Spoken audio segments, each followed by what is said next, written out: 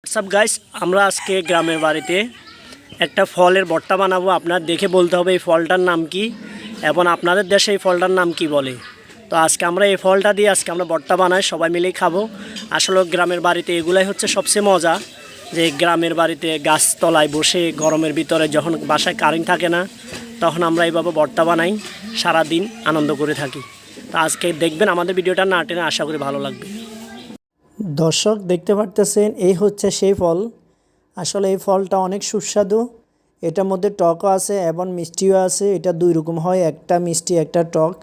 তো আজকে এটা দিয়ে ভর্তা করবো। দেখতে পাচ্ছেন ফলটাকে আমরা সুন্দরভাবে করে একবারে লবণ দিচ্ছি, মরিচ দিছি, পোড়া মরিচ, যে গোড়া মরিচ যেগুলো, এগুলো পুড়ে দিবেন ভালো করে। তারপরে হাত দিয়ে লবণ দিয়ে ভালো করে মাখবেন। দেখতে পাচ্ছেন লবণ দিয়ে পোড়া মরিচ দিয়ে ভালো করে মাখতেছি এখন। এটা এতটাই সুস্বাদু, যখন আপনি গরম পড়বে তখন খাবেন। এই ফলটা সবাই পায় না এবং সবাই খেতে পারে না, কারণ এটার মধ্যে টক আছে এবং মিষ্টি আছে, খুবই ভালো লাগে। আমাদের এলাকায় এটাকে বলে ভর্তা। তো এই গরমের ভিতর কত মজা।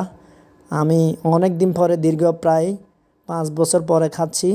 আমার খুবই ভালো লাগতেছে।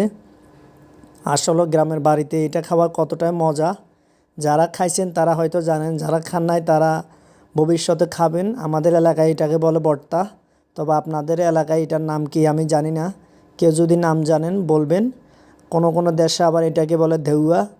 আসলে এরকম একটা জিনিস আতিক্কা খাইতে এতটাই মজা, এতই ভালো লাগে, আমি জানি না আপনাদের কেমন লাগে।